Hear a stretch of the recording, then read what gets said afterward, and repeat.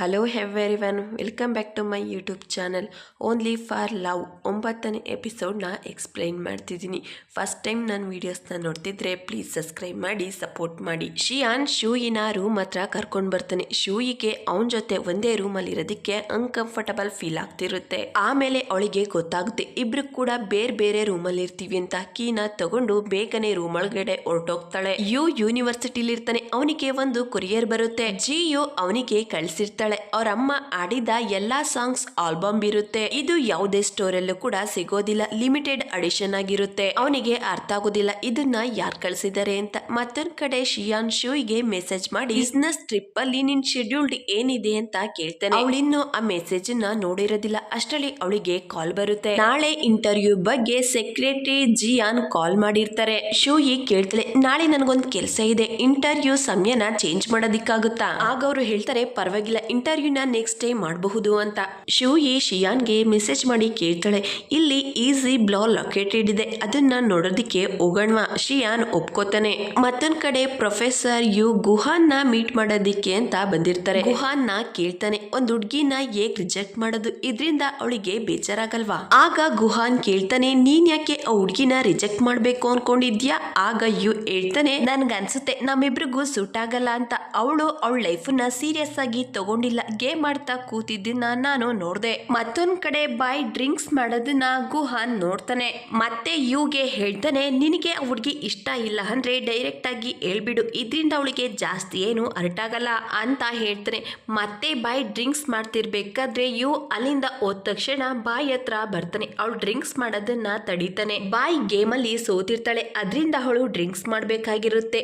ಆದ್ರೆ ಅವಳ ಬದಲು ಗುಹಾನ್ ಡ್ರಿಂಕ್ಸ್ ಮಾಡ್ತಾನೆ. ಬಾಯ್ ತುಂಬಾನೇ ಡ್ರಿಂಕ್ಸ್ ಮಾಡಿರ್ತಾಳೆ, ಅದರಿಂದ ಅವಳಿಗೆ ನಡೆಯೋದಿಕ್ಕಾಗ್ತಿರಲಿಲ್ಲ. ಗುಹಾನ್ ಅವಳನ್ನ ಎತ್ಕೊಂಡು ಕರ್ಕೊಂಡು ಹೋಗ್ತಾನೆ. ನೆಕ್ಸ್ಟ್ ಡೇ ಮಾರ್ನಿಂಗ್ ಎದ್ದು ನೋಡಿದಾಗ ಗುಹಾನ್ ಅಲ್ಲಿ ಇರೋದಿಲ್ಲ.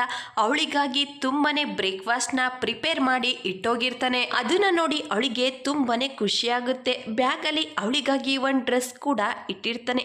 ಅದನ್ನ ನೋಡ್ತಾಳೆ. ರೂಮಿಂದ ಆಚೆ ಹೋಗ್ತಿರ್ಬೇಕಾದ್ರೆ ಆ ಬ್ಯಾಗ್ ಅಲ್ಲಿ ಒಂದು ನೋಟನ್ನು ಕೂಡ ಇಟ್ಟಿರ್ತಾನೆ. ಆದ್ರೆ ಅದು ಕೆಳಗಡೆ ಬಿದ್ದೋಗಿರುತ್ತೆ.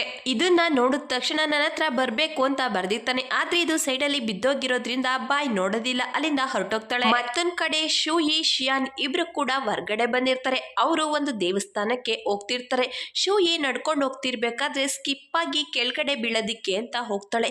ಆಗ ಶಿಯಾನ್ ಅವಳ ಕೈನ ಹಿಡ್ಕೋತಾನೆ. ಅವಳಿಗೆ ಹೇಳ್ತಾನೆ, ದಾರಿ ನೋಡ್ಕೊಂಡು ಹೋಗ್ಬೇಕು, ನೀನು ಕೆಳಗಡೆ ಬಿದ್ದೋದ್ರೆ ಜಿಯಾಂಗ್ ಸಿಂಗ್ ನ ಮೀಟ್ ಮಾಡೋ ಅವಕಾಶನ ಕಳ್ಕೋತೀವಿ. ಆಗ ಶೂಯಿ ನಾನೇನೋ ಬೀಳ್ತಾ ಇರ್ಲಿಲ್ಲ ಅಂತ ಹೇಳ್ತಾಳೆ. ಶಿಯಾನ್ ಶೂಯಿ ಕೈನ ಇಟ್ಕೊಂಡು ನಡ್ಕೊಂಡು ಹೋಗ್ತಿದ್ರೆ ಶಿಯಾನ್ ಜೊತೆ ಅವಳಿಗೆ ವಾಕ್ ಮಾಡೋದು ತುಂಬಾನೇ ಖುಷಿ ಆಗ್ತಿರುತ್ತೆ. ಶೂಯಿ ಕೂಡ ಶಿಯಾನ್ ಕೈನ ಗಟ್ಟಿಯಾಗಿ ಇಟ್ಕೋತಾಳೆ. ಇಬ್ರು ಕೂಡ ಸ್ಮೈಲ್ ಮಾಡ್ತಾ ಅಲ್ಲಿಂದ ಹೋಗ್ತಿರ್ಬೇಕಾದ್ರೆ ಅಲ್ಲಿಗೆ ಒಬ್ಬ ಫೋಟೋಗ್ರಾಫರ್ ಬರ್ತಾರೆ. ಅವರಿಬ್ರನ್ನು ನೋಡ್ತಾ ಹೇಳ್ತಾರೆ, ನೀವು ಒಳ್ಳೆ ಕಪಲ್ ರೀತಿ ಕಾಣಿಸ್ತಿದ್ದೀರಾ. ಶೂಯಿ ಶಿಯಾನ್ ಕೈನ ಬಿಟ್ಟು ಹೇಳ್ತಾಳೆ, ನಾವಿಬ್ರು ಕಪಲ್ಸ್ ಅಲ್ಲ. ಆಗ ಶಿಯಾನ್ ಫೋಟೋಗ್ರಾಫರ್ ನ ಕೇಳ್ತಾರೆ, ಇಲ್ಲಿ ಏನ್ ನಡೀತಾ ಇದೆ?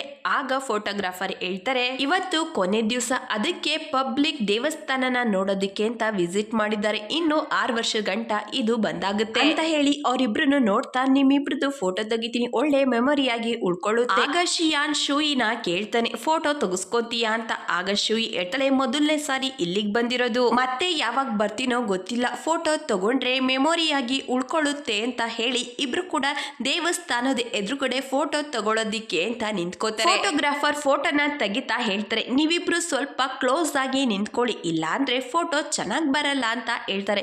ಇಬ್ರಿಗೂ ಕೂಡ ತುಂಬಾನೇ ಮುಜುಗರ ಅನ್ನಿಸ್ತಾ ಇರುತ್ತೆ.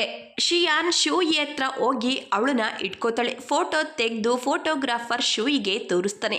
ಅದನ್ನ ನೋಡಿ ಅವಳಿಗೆ ಖುಷಿ ಆಗುತ್ತೆ. ಈ ಫೋಟೋ ತುಂಬಾ ಚೆನ್ನಾಗಿ ಬಂದಿದೆ, ಇದಕ್ಕೆ ದುಡ್ಡೆಷ್ಟು ಅಂತ ಕೇಳ್ತಾಳೆ. ಆಗ ಅವರು ಹೇಳ್ತಾರೆ, ಒಂದು ಫೋಟೋಗೆ 99 ಯೋನ್ಸ್. ಅದನ್ನ ಕೇಳಿ ಶೂಯಿ, ನೀವು ಜಾಸ್ತಿ ಅಮೌಂಟ್ ಹೇಳ್ತಿದ್ದೀರಾ ಅಂತ ಹೇಳ್ತಾಳೆ. ಆಗ ಫೋಟೋಗ್ರಾಫರ್ ಹೇಳ್ತಾರೆ, ಕಪಲ್ಸ್ಗೆ ಇದೇ ಪ್ರೈಸ್ ಇರೋದು. ಆಗ ಶೂಯಿ, ಆಗಿದ್ರೆ ಒರಿಜಿನಲ್ ಪ್ರೈಸ್ ಎಷ್ಟು? ಆಗ ಫೋಟೋಗ್ರಾಫರ್ ಹೇಳ್ತಾರೆ, 15 ಯೋನ್ಸ್. ಅಷ್ಟರಲ್ಲಿ ಶಿಯಾನ್ ಅವರಿಗೆ ದುಡ್ಡನ್ನ ಪೇ ಮಾಡ್ತಾರೆ. ಆಗ ವ್ಯಕ್ತಿ ಹೇಳ್ತಾರೆ, ಆದಷ್ಟು ಬೇಗ ನಿಮ್ ಫೋಟೋನ ನಿಮ್ಗೆ ಕಳಿಸ್ತೀನಿ. ಇಲ್ಲಿ ಮತ್ತೊಂದು ಪ್ಲೇಸ್ ಇದೆ, ಆ ಜಾಗನ ನೀವು ಖಂಡಿತ ವಿಸಿಟ್ ಮಾಡ್ಬೇಕು ಅಂತ ಹೇಳಿ ಮತ್ತೊಬ್ಬ ಕಪಲ್ ಫೋಟೋ ತೆಗೆಯೋದಿಕ್ಕೆ ಅಂತ ಹೋಗ್ತಾರೆ. ಆ ಫೋಟೋಗ್ರಾಫರ್ ಇವ್ರಿಗೆ ಹೇಳಿದ ಮಾತನ್ನೇ ಮತ್ತೊಂದು ಜೋಡಿಗೂ ಕೂಡ ಹೇಳ್ತಾರೆ. ಆಗ ಶೂಯಿ ಶಿಯಾನ್ ಇಬ್ರು ಕೂಡ ಒಬ್ರು ಮುಖಾನ ಒಬ್ರು ನೋಡ್ತಾರೆ. ಇಬ್ರು ಕೂಡ ಮೇಲ್ಗಡೆ ಬರ್ತಾರೆ. ಶೂಯಿ ಒಂದು ಸ್ಟೈಲ್ಸ್ ಹತ್ರ ಹೋಗಿ ನಿಂತಿರ್ತಾಳೆ.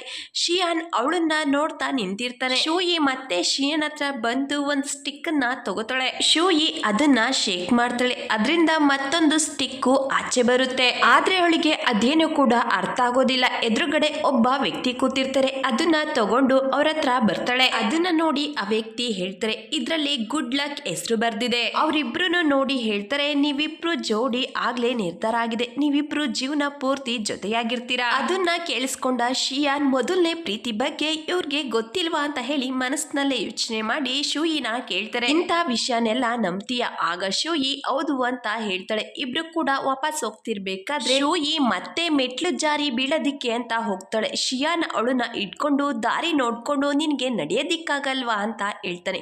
ಆಗ ಶೂಯಿ ಶಿಯಾನ್ ಕೈನ ಇಟ್ಕೊಂಡು ಈಗ ಸರಿಯಾಗಿದ್ಯಾ ಅಂತ ಹೇಳಿ ಇಬ್ರು ಕೂಡ ನಡ್ಕೊಂಡ್ ಬರ್ತಿರ್ಬೇಕಾದ್ರೆ ಶಿಯಾನ್ ಕೇಳ್ತಾನೆ, ಸರ್ ಬ್ಲೂನ ಮೀಟ್ ಮಾಡೋದಿಕ್ಕೆ ಯಾವಾಗ ಹೋಗ್ತೀಯಾ? ಆಗ ಶೂಯಿ ಹೇಳ್ತಾಳೆ, ನಾನ್ ಇವತ್ತು ಹೋಗ್ಬೇಕಿತ್ತು, ನೀನ್ ಫ್ರೀ ಇರೋದ್ರಿಂದ ನನ್ನ ಶೆಡ್ಯೂಲ್ ನ ಚೇಂಜ್ ಮಾಡ್ಕೊಂಡೆ. ನಾನು ನ್ಯೂಸ್ ಅಲ್ಲಿ ನೋಡ್ದೆ, ಆಗ್ತಿರೋ ಆಕ್ಸಿಡೆಂಟ್ಗೂ ಅವ್ರ ಬ್ಯಾಟ್ರಿಗೂ ಯಾವುದೇ ಸಂಬಂಧ ಇಲ್ಲ ಅಂತ ಹೇಳಿದ್ದಾರೆ. ಅವರು ನಮಗೆ ಯಾವುದೇ ಸಾಕ್ಷಿ ಕೂಡ ಕೊಡೋದಿಲ್ಲ. ನಾಳೆ ನಿಮ್ ಜೊತೆ ಬಂದು ಎಲ್ಲಾ ವಸ್ತು ಬಗ್ಗೆ ನಾನೇ ಉತ್ತರ ತಿಳ್ಕೊತೀನಿ ಅಂತ ಹೇಳಿ ಟೈಮ್ ನೋಡ್ತಾಳೆ. ನಮ್ಗಿನ್ನು ಸಮಯ ಇದೆ, ನಾವು ಬೇರೆ ಪ್ಲೇಸ್ ನೋಡೋದಿಕ್ ಹೋಗೋಣ ಅಂತ ಹೇಳ್ತಾಳೆ. ಆಗ ಶಿಯಾನ್ ಬೇರೆ ಪ್ಲೇಸ್ ನೋಡೋದಿಕ್ ಹೋಗ್ಬೇಕಾ ಅಂತ ಕೇಳ್ತಾನೆ. ಆಗಳು ನಾನು ಪೂರ್ತಿ ಪ್ಲಾನ್ ಮಾಡ್ಕೊಂಡು ಬಂದಿದ್ದೀನಿ ಅಂತ ಹೇಳ್ತಾಳೆ. ಅವಳ ಮಾತು ಕೇಳಿ ಶಿಯಾನ್ ಕೂಡ ನಗ್ತಿರ್ತಾನೆ. ನೆಕ್ಸ್ಟ್ ಇಬ್ರು ಕೂಡ ಡಿನ್ನರ್ ಮಾಡೋದಿಕ್ಕೆ ಅಂತ ಬಂದಿರ್ತಾರೆ. ಅಲ್ಲೂ ಕೂಡ ಅವಳು ನೂಡಲ್ಸ್ ನ ಆರ್ಡರ್ ಮಾಡಿರ್ತಾಳೆ. ಶಿಯಾನ್ ನೀನ್ ಎಲ್ಲೋದ್ರೂ ಕೂಡ ನೂಡಲ್ಸ್ ನ ಬಿಡೋದಿಲ್ವಾ ಅಂತ ಹೇಳ್ತಾನೆ.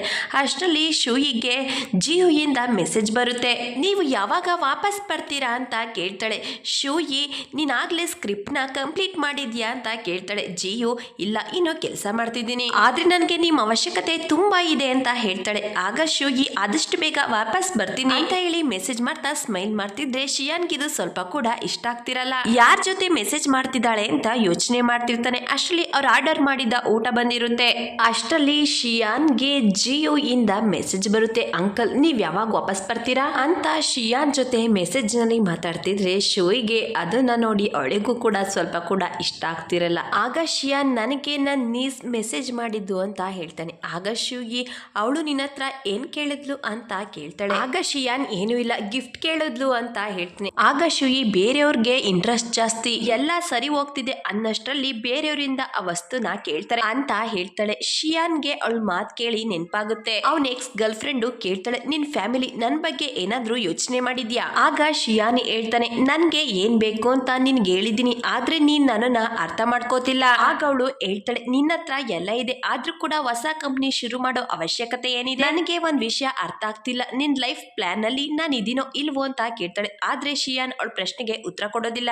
ಅದರಿಂದ ಅವಳು ಬ್ರೇಕಪ್ ಮಾಡ್ಕೊಂಡಿರ್ತಾಳೆ. ಶಿಯಾನ್ ಕೇಳ್ತಾನೆ, ನಿನ್ಗೇನ್ ಅನ್ಸುತ್ತೆ, ನಾನು ಅನ್ರೀಸನಬಲ್ ಪರ್ಸನ್ ರೀತಿ ಕಾಣಿಸ್ತೀನ? ಆಗ ಶೂಯಿ ಹೇಳ್ತಾಳೆ, ಹಾಗೆಲ್ಲ ಏನು ಇಲ್ಲ, ನಿನ್ ಬುದ್ಧಿವಂತಿಕೆಯಿಂದ ಬೇರೆಯವ್ರ ಜೊತೆ ಕಾಂಪಿಟೇಷನ್ ಮಾಡ್ತಾನೆ ಇರ್ತೀಯ. ಪ್ರಪಂಚದಲ್ಲಿ ಎಷ್ಟೊಂದ್ ಜನ ಇದ್ದಾರೆ, ಅವ್ರ ತರನೇ ನೀನು ಕೂಡ ಇದ್ರೆ ಲೈಫ್ ಎಷ್ಟು ಬೋರ್ ಆಗುತ್ತೆ. ಡಿಫ್ರೆಂಟ್ ಆಗಿದ್ರೆ ತುಂಬಾ ಚೆನ್ನಾಗಿರುತ್ತೆ. ನಿನ್ ಚಾಯ್ಸಿಂಗ್ ತುಂಬಾ ಚೆನ್ನಾಗಿದೆ, ನೀನು ನನ್ನನ್ನ ಚಾಯ್ಸ್ ಮಾಡಿದ್ಯಾ ಅಂತ ಹೇಳ್ತಾಳೆ. ಶಿಯಾನ್ ಅದನ್ನ ಕೇಳಿಸ್ಕೊಂಡು ಅವಳನ್ನ ನೋಡ್ತಿರ್ಬೇಕಾದ್ರೆ ಶೂಯಿಗೆ ರಿಯಲೈಸ್ ಆಗುತ್ತೆ, ತಪ್ಪಾಗಿ ಹೇಳಿದಾಳೆ ಅಂತ. ಸ್ಪೆಷಲ್ ರಿಪೋರ್ಟ್ಗಾಗಿ ನನ್ನನ್ನ ಚಾಯ್ಸ್ ಮಾಡಿದ್ದೀರಾ ಅಂತ ಹೇಳ್ತಾಳೆ. ಆಗ ಶಿಯಾನ್ ಹೇಳ್ತಾನೆ, ನನ್ಗೆ ನಂಬಿಕೆ ಇದೆ, ನನ್ ಕಿವಿ ತುಂಬಾ ಚೆನ್ನಾಗಿ ಕೇಳಿಸುತ್ತೆ ಅಂತ ಹೇಳಿ ಸ್ಮೈಲ್ ಮಾಡ್ತಾ ಶೂಯಿನ ನೋಡ್ತಾ ಇರ್ತಾನೆ. ಮತ್ತೊಂದ್ ಕಡೆ ಜಿಯು ಆಫೀಸಲ್ಲಿ ಕೂತ್ಕೊಂಡು ಇಷ್ಟೊತ್ತಾದ್ರೂ ಯು ನನ್ನನ್ನ ಯಾಕೆ ಕಾಂಟ್ಯಾಕ್ಟ್ ಮಾಡಿಲ್ಲ, ನಾನ್ ಆ ಕೊರಿಯರ್ನ ಯಾಕೆ ಕಳ್ಸಿದ್ದೀನಿ ಅಂತ ಕೇಳ್ಬೇಕಿತ್ತಲ್ವಾ ಅಂತ ಯೋಚನೆ ಮಾಡ್ತಾ ಯುಗೆ ಮೆಸೇಜ್ ಮಾಡ್ತಾಳೆ, ನೀವಿವತ್ತು ಫ್ರೀ ಆಗಿದ್ದೀರಾ? ಆಗ ಯು ಹೌದು ಅಂತ ರಿಪ್ಲೈ ಮಾಡ್ತಾನೆ. ಜಿಯು ಅವನನ್ನ ಡಿನ್ನರ್ಗೆ ಇನ್ವೈಟ್ ಮಾಡ್ತಾಳೆ. ಆದ್ರೆ ಯು ಹೋಗೋದಿಕ್ಕೆ ಒಪ್ಕೊಳ್ಳೋದಿಲ್ಲ. ಆಗ ಜಿಯು ಕೇಳ್ತಾಳೆ, ನೀವು ನಿಮ್ ಗರ್ಲ್ ಫ್ರೆಂಡ್ ಜೊತೆ ಡಿನ್ನರ್ಗೆ ಹೋಗ್ತಿದ್ದೀರಾ? ಆಗ ಯುಗೆ ಗುಹಾನ್ ಹೇಳಿದ ಮಾತು ನೆನಪಾಗುತ್ತೆ. ನಿನಗೆ ಆ ಹುಡುಗಿ ಇಷ್ಟ ಇಲ್ಲ ಅಂದ್ರೆ ಡೈರೆಕ್ಟ್ ಆಗಿ ರಿಜೆಕ್ಟ್ ಮಾಡು ಅಂತ ಹೇಳಿದ ಮಾತು ನೆನಪಾಗಿ ನನ್ಗೆ ಯಾರು ಕೂಡ ಗರ್ಲ್ ಫ್ರೆಂಡ್ ಇಲ್ಲ ಅಂತ ಮೆಸೇಜ್ ಮಾಡ್ತಾನೆ. ಅದನ್ನ ನೋಡಿ ಜಿಯುಗೆ ತುಂಬಾನೇ ಖುಷಿ ಆಗುತ್ತೆ. ಆಗ ಯು ಮೆಸೇಜ್ ಮಾಡಿ ಕೇಳ್ತಾನೆ, ನೀನ್ ಯಾವಾಗ್ಲೂ ಡಿನ್ನರ್ಗೆ ಯಾಕೆ ಆ ರೀತಿ ದುಡ್ಡು ಖರ್ಚು ಮಾಡ್ತೀಯಾ?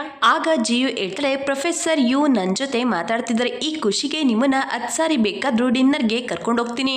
ಆಗ ಯು ಹೇಳ್ತಾನೆ, ನಿನ್ ಜಾಬ್ ಫ್ರಸ್ಟ್ರೇಷನ್ ನ ರಿಲೀಫ್ ಮಾಡೋದಕ್ಕೆ ಗೇಮ್ ಆಡ್ತೀಯಾ, ಅದ್ರ ಬದಲಾಗಿ ನೀನು ನಿನ್ ಜಾಬನ್ನೇ ಬದಲಾಯಿಸಬಹುದು. ಜಿಯು ಅವನ್ ಮಾತ್ ಕೇಳಿ ಅಪ್ಸೆಟ್ ಆಗ್ತಾಳೆ, ಯು ಯಾಕೆ ಈ ರೀತಿ ಮಾತಾಡ್ತಿದ್ದಾರೆ ಅಂತ. ಮತ್ತೊಂದ್ ಕಡೆ ಶೂಯಿ ಶಿಯಾನ್ ಇಬ್ರು ಕೂಡ ಹೋಟೆಲ್ಗೆ ವಾಪಸ್ ಬರ್ತಾರೆ. ಶೂಯಿ ಥ್ಯಾಂಕ್ಸ್, ಇವತ್ತು ಟೈಮ್ ಸ್ಪೆಂಡ್ ಮಾಡಿ ತುಂಬಾನೇ ಖುಷಿ ಆಯ್ತು ಅಂತಾಳೆ. ಆದ್ರೆ ಶಿಯಾನ್ ಅವಳಿಗೆ ಏನು ಕೂಡ ಹೇಳೋದಿಲ್ಲ.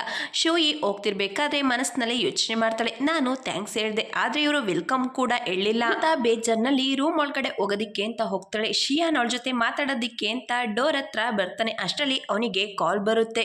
ಶೂಯಿ ರೂಮ್ ಒಳಗಡೆ ಹೊರಟೋಗ್ತಾಳೆ. ಶೂಯಿ ರೂಮ್ ಒಳಗಡೆ ಹೋಗ್ತಿದ್ದಾಗೆ ಬಾಯಿಂದ ಕಾಲ್ ಬರುತ್ತೆ. ಇವರಿಬ್ರು ಬಗ್ಗೆ ಕೇಳ್ಬೇಕು ಅಂತ ಅನ್ಕೋತಾಳೆ. ಆದ್ರೆ ಶೂಯಿ ಅವಳ ಜೊತೆ ಏನನ್ನೋ ಕೂಡ ಮಾತಾಡ್ತಾಳೆ, ಕಾಲ್ ಕಟ್ ಮಾಡ್ತಾಳೆ. ಮತ್ತೊಂದ್ ಕಡೆ ಶಿಯಾನ್ಗೆ ಕಾಲ್ ಮಾಡಿರ್ತಾನೆ ಆಸ್ ಎ ಬ್ಲೂ ಇಂಟರ್ವ್ಯೂ ಬಗ್ಗೆ ಹೇಳೋದಿಕ್ಕೆ. ಆದ್ರೆ ಅವನು ಕೂಡ ಮಾತಾಡ್ದಲೆ ಕಾಲ್ ಕಟ್ ಮಾಡ್ತಾನೆ. ಅಷ್ಟರಲ್ಲಿ ಫೋಟೋಗ್ರಾಫರ್ ಶಿಯಾನ್ಗೆ ಫೋಟೋಸ್ ಕಳಿಸ್ತಾನೆ. ಅದನ್ನ ನೋಡ್ತಾ ಇಬ್ರು ಕೂಡ ಗುಡ್ ನೈಟ್ ಅಂತ ಮೆಸೇಜ್ ಕಳಿಸ್ತಾರೆ. Next day as A blue ನ ಮೀಟ್ ಮಾಡೋದಿಕ್ಕೆ ಅಂತ ಬಂದಿರ್ತಾರೆ. ಶೂಯಿ ಹೇಳ್ತಾಳೆ, ನಾವಿಲ್ಲಿ ವೇಟ್ ಮಾಡ್ತಾ ಆಗ್ಲೇ 20 ಮಿನಿಟ್ಸ್ ಆಯ್ತು, ನಿಮಗ್ ಗೊತ್ತಾ ಅವರು ನಿಮ್ಮನ್ನ ಯಾವಾಗ ಪಿಕ್ ಮಾಡೋದಿಕ್ ಬರ್ತಾರೆ ಅಂತ. ಆಗ ಶಿಯಾನ್ ನನಗೆ ಗೊತ್ತಿಲ್ಲ ಅಂತ ಹೇಳ್ತಾರೆ. ಅದೇ ಸಮಯಕ್ಕೆ ಅಲ್ಲಿಗೆ ಒಬ್ಬ ವ್ಯಕ್ತಿ ಬರ್ತಾರೆ. ಶಿಯಾಂಗ್ ಝೋ ನ ಮೀಟ್ ಮಾಡೋದಿಕ್ಕೆ ಅಂತ ಬರ್ತಾರೆ. ಆಗ ಅವರು ಶಿಯಾನ್ ನ ಕೇಳ್ತಾರೆ, ಈ ಹುಡುಗಿ ಯಾರು? ಆಗ ಶಿಯಾನ್ ಹೇಳ್ತಾನೆ, ಇವಳು ನನ್ನ ಸ್ಪೆಷಲ್ ಅಸಿಸ್ಟೆಂಟ್. ಶಿಯಾನ್ ಕಾರಲ್ಲಿ ಆದ ಆಕ್ಸಿಡೆಂಟ್ ಬಗ್ಗೆ ಮಾತಾಡ್ತಾನೆ. ಆಗ ಜಿಯಾಂಗ್ ಝೂನ್ ಹೇಳ್ತಾನೆ, ನನ್ಗೆ ಇದ್ರ ಬಗ್ಗೆ ಏನು ಕೂಡ ಗೊತ್ತಿಲ್ಲ. ಆಗ ಶಿಯಾನ್ ಹೇಳ್ತಾನೆ, ಆ ಆಕ್ಸಿಡೆಂಟ್ ಆದಾಗ ನನ್ನ ಸ್ಪೆಷಲ್ ಅಸಿಸ್ಟೆಂಟ್ ಕಾರಲ್ಲಿದ್ಲು. ಆಗ ಶೂಯಿ ಯಾವ ರೀತಿ ಆಕ್ಸಿಡೆಂಟ್ ಆಯ್ತು ಅನ್ನೋದ್ರ ಬಗ್ಗೆ ಹೇಳ್ತಾಳೆ. ಆಗ ಜಿಯಾಂಗ್ ಝೂನ್ ಹೇಳ್ತಾನೆ, ಈ ರೀತಿ ಎಲ್ಲಾ ಕಡೆ ಕೂಡ ನಡೀತಾ ಇರುತ್ತೆ, ನೀವು ಮಾಡೋ ಪ್ರತಿಯೊಂದು ಪ್ರಾಜೆಕ್ಟ್ ಕೂಡ ಸಕ್ಸಸ್ ಆಗುತ್ತೆ ಅಂತ ನೀವು ಗ್ಯಾರಂಟಿ ಕೊಡ್ತೀರಾ? ನೀವು ಮಾತಾಡ್ತಿರೋ ಬ್ಯಾಟ್ರಿ ಬಗ್ಗೆ ನನ್ಗೇನು ಕೂಡ ಗೊತ್ತಿಲ್ಲ. ಇದೇ ರೀತಿ ಆದ್ರೆ ಯುಯಾಂಗ್ ಚುಂಗ್ ನನ್ನ ಮಧ್ಯ ಡೀಲ್ ಆಗೋದು ತುಂಬಾನೇ ಕಷ್ಟ ಆಗುತ್ತೆ. ಆಗ ಶಿಯಾನ್ ಹೇಳ್ತಾನೆ, ನೀವು ಇಂಡಸ್ಟ್ರಿಯಲ್ಲಿ ತುಂಬಾನೇ ಎಕ್ಸ್ಪರ್ಟ್, ನೀವ್ ಇದ್ರಿಂದ ತಪ್ಪಿಸ್ಕೊಳ್ಳೋದಕ್ಕೆ ಸಾಧ್ಯನೇ ಇಲ್ಲ, ಇದಕ್ಕೆ ಏನಾದ್ರೂ ಉಪಾಯ ಇರ್ಲೇಬೇಕಲ್ವಾ? ಆಗ ಜಿಯಾಂಗ್ ಝೂನ್ ಹೇಳ್ತಾರೆ, ನೀನ್ ಕೇಳ್ತಿರೋ ಸೊಲ್ಯೂಷನ್ ನಮ್ ಕಂಪ್ನಿ ಸೀಕ್ರೆಟ್. ಆಗ ಶಿಯಾನ್ ಶೂಯಿ ಅಲ್ಲಿಂದ ಹೋಗ್ತಿರ್ಬೇಕಾದ್ರೆ ಜಿಯಾಂಗ್ ಝೂನ್ ಹೇಳ್ತಾರೆ, ಇನ್ನು ನಮ್ಮ ಹತ್ರ 3 ಕಂಪ್ನಿ ಇದೆ, ನೀವು ಹೊಸ ಪ್ರಾಜೆಕ್ಟ್ ಬಗ್ಗೆ ಯೋಚನೆ ಮಾಡಿ, ನಿಮ್ ಶೇರ್ ಹೋಲ್ಡರ್ಸ್ಗೆ ಹೇಳೋದಕ್ಕೆ ಎಕ್ಸ್ಪೆಕ್ಟೇಷನ್ ಕೂಡ ಹುಡಿಕೊಳ್ಳಿ ಅಂತ ಹೇಳ್ತಾರೆ. ಶೂಯಿಗೆ ಅದನ್ನ ಕೇಳಿ ಕೋಪ ಬರುತ್ತೆ. ನನ್ನ ಎಕ್ಸ್ಪೆಕ್ಟೇಷನ್ ಗಿಂತ ನೀವು ತುಂಬಾನೇ ಕೆಳಗಡೆ ಇದ್ದೀರಾ ಅಂತ ಹೇಳಿ ಅಲ್ಲಿಂದ ಹೊರಟೋಗ್ತಾರೆ. ನೆಕ್ಸ್ಟ್ ಶೂಯಿ ಶಿಯಾನ್ ನ ಕೇಳ್ತಾಳೆ, ಶೇರ್ ಹೋಲ್ಡರ್ಸ್ ಎಲ್ಲ ಶಿಯಾಂಗ್ ಝೂನ್ ಜೊತೆ ಪ್ರಾಜೆಕ್ಟ್ ಮಾಡ್ಬೇಕು ಅಂತ ಅನ್ಕೊಂಡಿದ್ದಾರ? ಆಗ ಶಿಯಾನ್ ಹೌದು ಅಂತ ಹೇಳ್ತಾನೆ. ಆಗ ಶೂಯಿ ಇದನ್ನ ರಿಸರ್ಚ್ ಮಾಡೋದಕ್ಕೆ ಹ್ಯಾಂಗ್ಚಾಂಗ್ ಬಂದಿದ್ಯಾ ಅಂತ ಯೋಚನೆ ಮಾಡ್ತಾ ಅವಳಿಗೆ ಟೆನ್ಷನ್ ಜಾಸ್ತಿ ಆಗುತ್ತೆ. ಯಾಕಂದ್ರೆ ಇದ್ರಿಂದ ಶಿಯಾನ್ಗೆ ಪ್ರಾಬ್ಲಮ್ ಆಗಬಹುದು ಅಂತ. ಆಗ ಶಿಯಾನ್ ಹೇಳ್ತಾನೆ, ಇದ್ರಿಂದ ನಾನು ನನ್ನ ಕಂಪ್ನಿನ ಪ್ರಾಬ್ಲಮ್ಸ್ ಅಲ್ಲಿ ಹಾಕೋದಿಕ್ಕೆ ಇಷ್ಟಪಡಲ್ಲ, ಇದಕ್ಕೆ ಅಂತ ಯಾವ್ದಾದ್ರು ಸೊಲ್ಯೂಷನ್ ಇದ್ದೇ ಇರುತ್ತೆ ಅಂತ ಹೇಳ್ತಾನೆ. ಶಿಯಾಂಗ್ ಝೂನ್ ಹತ್ರ ಎಷ್ಟೆಲ್ಲ ಪ್ರಶ್ನೆ ಮಾಡಿದೆ ಅಂತ ಹೇಳಿ ಶಿಯಾನ್ಗೆ ಅಪ್ರಿಶಿಯೇಟ್ ಮಾಡ್ತಿರ್ತಾಳೆ. ಇಬ್ರು ಕೂಡ ಕಾರ್ಗಾಗಿ ಕಾಯ್ತಾ ಇರ್ತಾರೆ. ಶಿಯಾನ್ ಹೇಳ್ತಾನೆ, ಮಾಸ್ಟರ್ ಫಾಂಗ್ ನಮ್ಮನ್ನ ಪಿಕ್ ಮಾಡೋದಕ್ಕೆ ಬರೋದಿಲ್ಲ. ಆಗ ಶೂಯಿ ಟ್ಯಾಕ್ಸಿ ಬುಕ್ ಮಾಡೋಣ ಅಂತ ಹೇಳ್ತಾಳೆ. ಆಗ ಶಿಯಾನ್, ನಾನು ಬೇರೆಯವ್ರ ಕಾರಲ್ಲಿ ಕೂತ್ಕೊಂಡು ಸಫರ್ ಮಾಡೋದಿಕ್ಕೆ ಇಷ್ಟಪಡಲ್ಲ. ಆಗ ಶೂಯಿ, ಆಗಿದ್ರೆ ನಾವ್ ಇಲ್ಲೇ ನಿಂತ್ಕೊಂಡು ಕಾಯ್ತಾ ಇರ್ಬೇಕಾ ಅಂತ ಕೇಳ್ತಾಳೆ. ಆಗ ಶಿಯಾನ್, ನೀನ್ ಬೇಕಾದ್ರೆ ಹೋಗಬಹುದು ಅಂತ ಹೇಳಿ ಅವನೇ ಅಲ್ಲಿಂದ ಹೊರಟೋಗ್ತಾನೆ. Thank you for watching.